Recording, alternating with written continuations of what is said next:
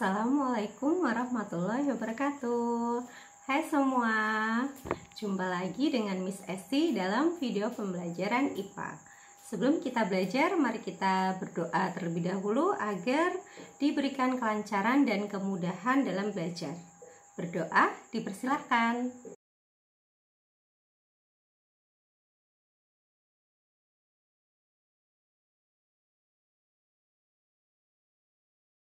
Pada pembelajaran kali ini, Miss Esti akan menjelaskan tentang klasifikasi materi pada jenjang SMP untuk kelas 7. Mari kita simak pembelajaran pada video kali ini. Selamat mengikuti.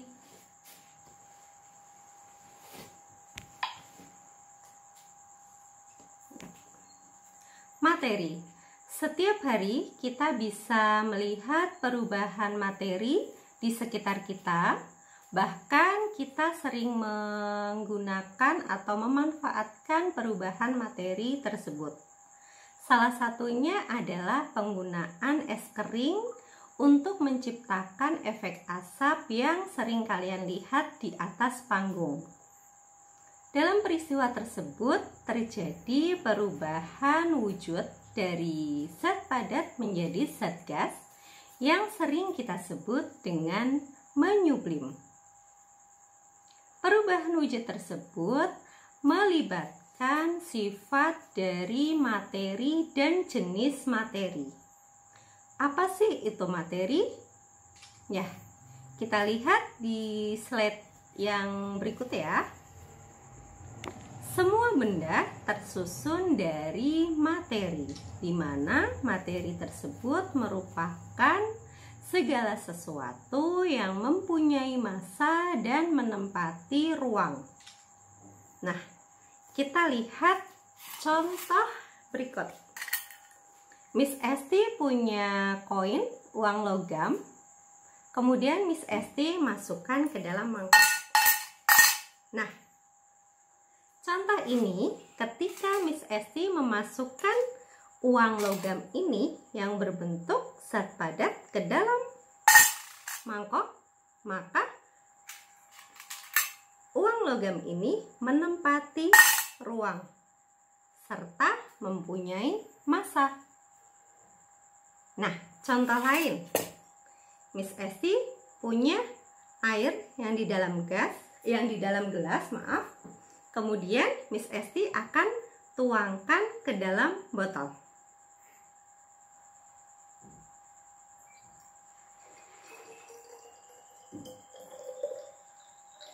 Nah, sudah selesai.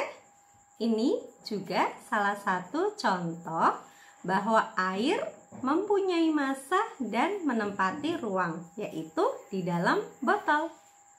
Nah, pada contoh zat padat yaitu tadi koin dan air ini yaitu pada zat cair, kita bisa melihat bahwa kedua zat padat maupun cair ini bisa menempati ruang dan mempunyai massa. Nah, bagaimana kalau seandainya pada zat gas? Bisakah kita melihat zat gas secara langsung? Bagaimana kita membuktikan bahwa zat gas itu mempunyai massa dan menempati ruang? Kita lihat. Nah, Miss Esti di sini punya bola plastik, ya. Nah, bola plastik ini sudah ditiup, sudah dipompa ya. Nah, sebelum dipompa kalian tahu kan? Ini biasanya kalau sebelum dipompa dia akan kempes, tapi setelah dipompa, setelah terisi oleh udara, yaitu salah satu contoh zat gas, ini bisa punya udaranya ini menempati ruang, menempati bola ini. Nah, artinya udara tadi mempunyai massa dan menempati ruang. Nah, seperti itu. Nah, apakah sudah ada gambaran? Apa itu materi, di mana materi itu punya massa dan menempati ruang. Nah, selain mempunyai massa dan menempati ruang, setiap benda punya karakteristik tergantung dari sifat materi yang menyusunnya. Ya, kita lihat untuk yang kedua yaitu karakteristik benda ya.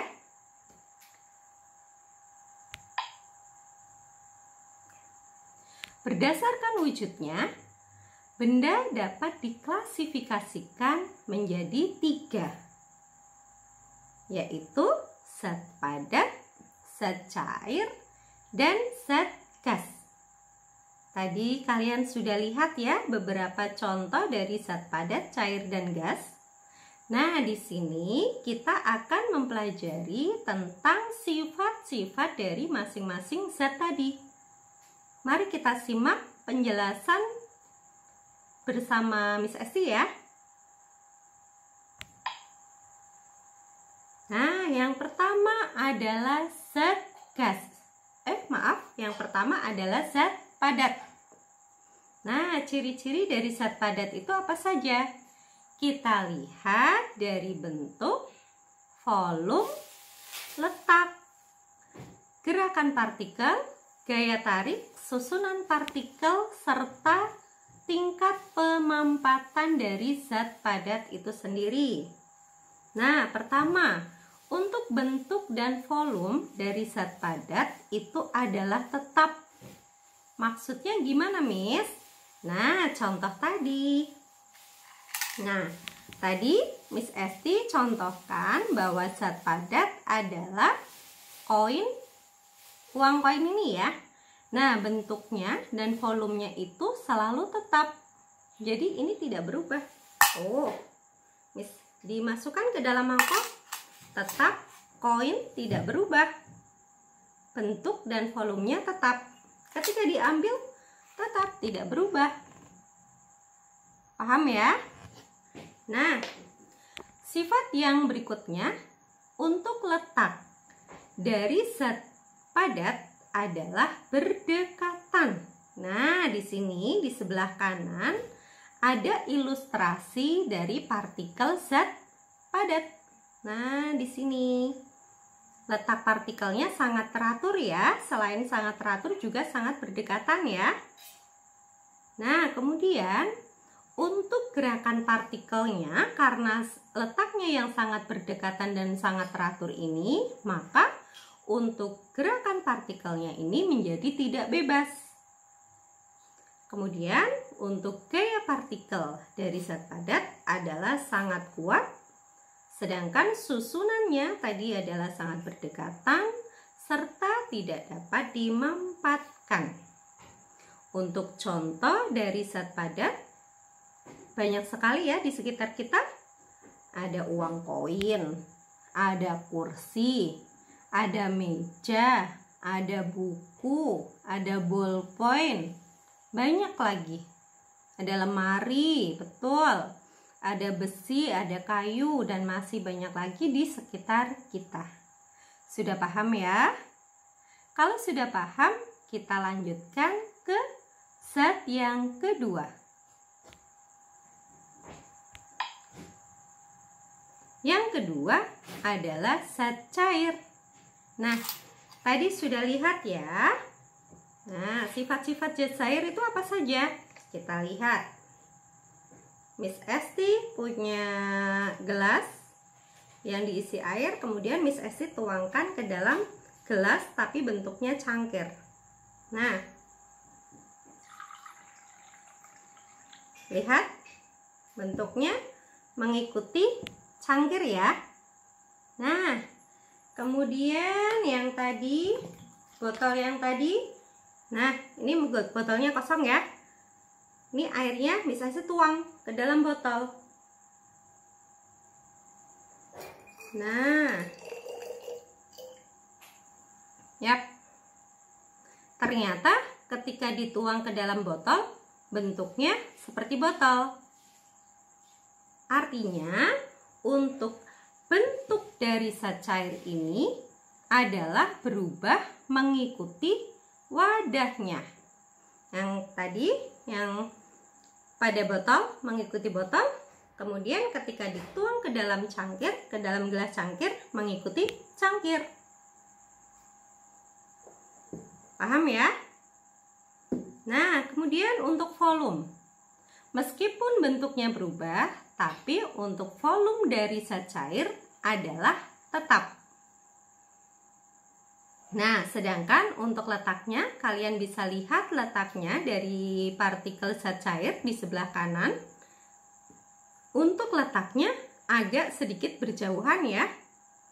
Kemudian gerak partikelnya sehingga agak sedikit bebas karena letaknya yang sedikit berjauhan. Gaya tariknya lemah atau agak lemah, susunan partikelnya sedikit berjauhan atau renggang, dan tidak dapat dimampatkan. Contoh zat cair dalam kehidupan sehari-hari banyak sekali ya. Ada air minum, ada minyak goreng, ada oli, ada bensin, ada minyak kayu putih, sirup, dan lain sebagainya. Oke, sudah paham untuk zat cair? Kita lanjut ke bentuk zat ketiga, yaitu zat gas.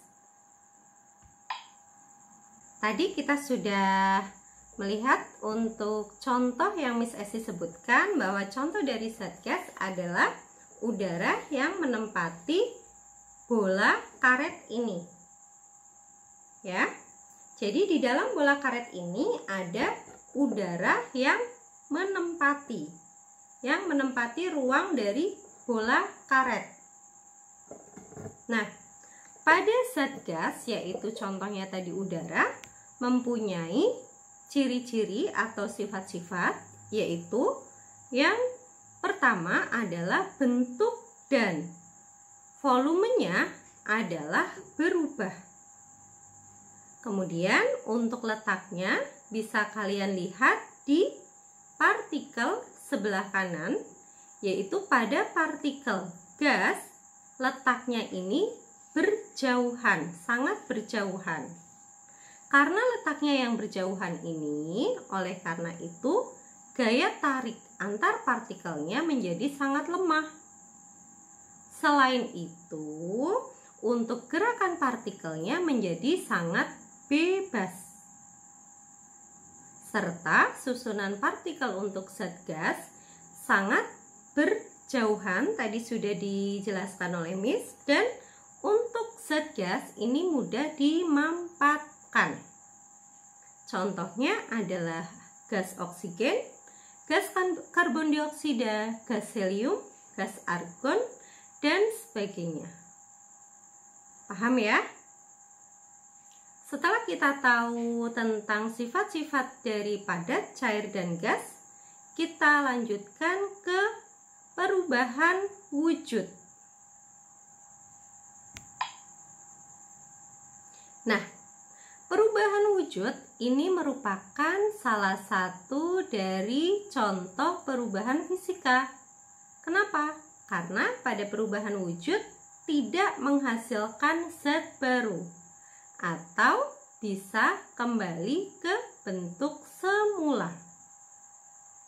Nah, perhatikan skema pada perubahan wujud di bawah ini.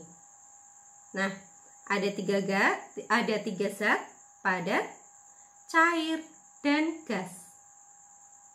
Pada masing-masing perubahannya, yaitu pada padat berubah menjadi cair, cair berubah menjadi gas, gas berubah menjadi padat, dan sebaliknya. Di sini ada anak panah merah dan biru. Miss Esti sudah kasih keterangan bahwasanya untuk anak panah yang merah, berwarna merah, itu merupakan perubahan wujud yang menyerap kalor atau dia membutuhkan kalor. Sedangkan untuk anak panah biru ini dia merupakan perubahan wujud melepaskan kalor. Bisa kalian lihat untuk perubahan wujud yang menyerap kalor atau memerlukan kalor adalah mencair, menguap, dan menyublim. Sedangkan untuk perubahan wujud yang melepaskan kalor adalah membeku, mengkristal, dan mengembun. Nah, Tadi sudah dijelaskan bahwa yang melepaskan kalor ada 3 ya, membeku, mengembun, dan mengkristal. Agar kalian cepat mengingat atau lebih ingat lagi, Miss Esti buatkan singkatan. Membeku kita ambil kata beku ya. Mengembun kita ambil kata bun. Mengkristal kita ambil kata tal. Jadi beku, buntal. Ingat-ingat ya, peristiwa melepaskan kalor adalah beku, buntal, membeku, mengembun, dan mengkristal. Sedangkan peristiwa yang membutuhkan atau menyerap kalor ada 3 juga, mencair, menguap, dan menyublim. Ya, sama, kita ambil kata dari masing-masingnya. Mencair kita ambil ca, menguap kita ambil ungu, dan menyublim kita ambil blim. Jadi ca, ngu, blim. Ingat ya, untuk peristiwa yang membutuhkan ataupun menyerap kalor adalah ca, ngu, blim. Mencair, menguap, dan menyublim. Paham? Nah, kita lanjut ke perubahan wujud dan penjelasannya tadi. Ya, mencair dari skemanya tadi bahwa mencair adalah perubahan wujud dari padat menjadi cair. Contoh dalam kehidupan sehari-hari bisa kita lihat bahwa ada es batu dibiarkan di ruang terbuka, nanti lama-kelamaan akan mencair. Selain itu, ada juga mentega yang dipanaskan juga lama-kelamaan akan mencair, serta lilin yang dipanaskan. Itu adalah contoh dari peristiwa mencair. Kemudian yang kedua adalah membeku. Membeku itu adalah perubahan wujud dari cair menjadi padat. Contohnya adalah air es. Air menjadi es setelah dimasukkan ke dalam freezer. Selain itu ada pembuatan agar-agar ya. Kemudian perubahan yang ketiga adalah menguap. Menguap ini adalah perubahan wujud dari cair menjadi gas. Contoh dalam kehidupan sehari-hari adalah air yang dipanaskan sampai mendidih akan menghasilkan uap air, serta pakaian yang dijemur lama-kelamaan akan kering. Paham ya? Kita lanjutkan ke berikutnya adalah mengembun. Mengembun adalah perubahan wujud gas menjadi cair. Pada contoh dalam kehidupan sehari-hari adalah muncul embun di pagi hari. Selain itu ada titik-titik air di bagian luar gelas yang berisi es. Kemudian berikutnya adalah menyublim. Menyublim itu adalah perubahan wujud padat menjadi gas. Contohnya adalah pada kamper atau kapur barus yang diletakkan di lemari. Kemudian yang terakhir adalah mengkristal. Adalah perubahan wujud dari gas menjadi padat. Contohnya adalah yang tadi sudah Miss Esti awal jelaskan, bahwa pembuatan es kering ya. Jadi atau proses terbentuknya salju atau terbentuknya bunga es pada freezer. Sampai sini paham untuk perubahan wujud? Oke, Kalau sudah paham, kita lihat contoh soal. Nah, di sini pada contoh soal pertama, ibu membuat kopi untuk ayah. 1 sendok kopi bubuk dan 1 sendok gula pasir dimasukkan ke dalam cangkir. Kemudian dituangkan air panas setengahnya sehingga menjadi air kopi yang manis dan berbau harum.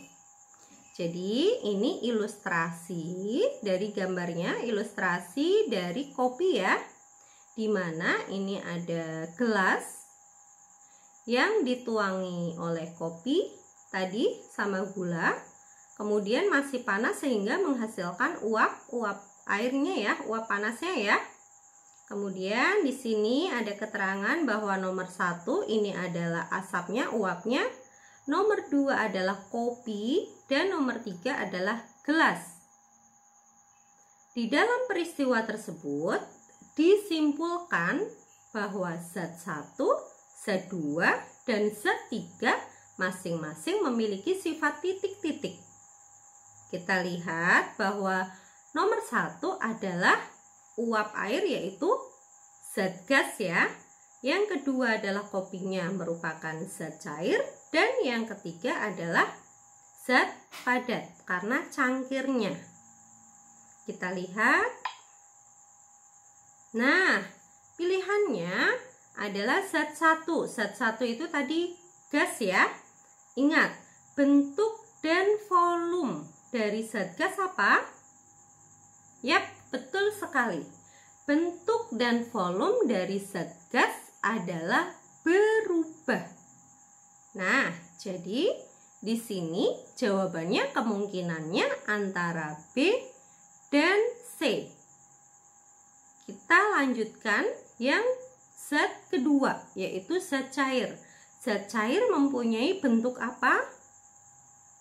Ya, betul. Bentuk dari zat cair adalah berubah, yaitu mengikuti tempatnya. Sedangkan volumenya adalah tetap. Sedangkan untuk zat ketiga, yaitu padat, bentuk dan volumenya keduanya adalah tetap. Jadi jawabannya yang C ya. Oke, kita lanjutkan contoh soal yang kedua. Di bawah ini termasuk proses perubahan wujud zat yang melepaskan kalor. Masih ingat peristiwa melepaskan kalor? Apa saja? Iya betul, melepaskan kalor adalah beku buntal, membeku, mengembun, dan mengkristal. Jadi jawabannya adalah yang B. Paham ya? Oke. Terima kasih untuk keikutsertaan kalian. Mungkin itu yang bisa Miss Esti sampaikan pada pembelajaran kali ini. Semoga bermanfaat. Kurang lebihnya Miss mohon maaf. Semoga bermanfaat video pembelajaran kali ini. Terima kasih. Sampai ketemu ke pembelajaran berikutnya. Wassalamualaikum warahmatullahi wabarakatuh. Sampai jumpa.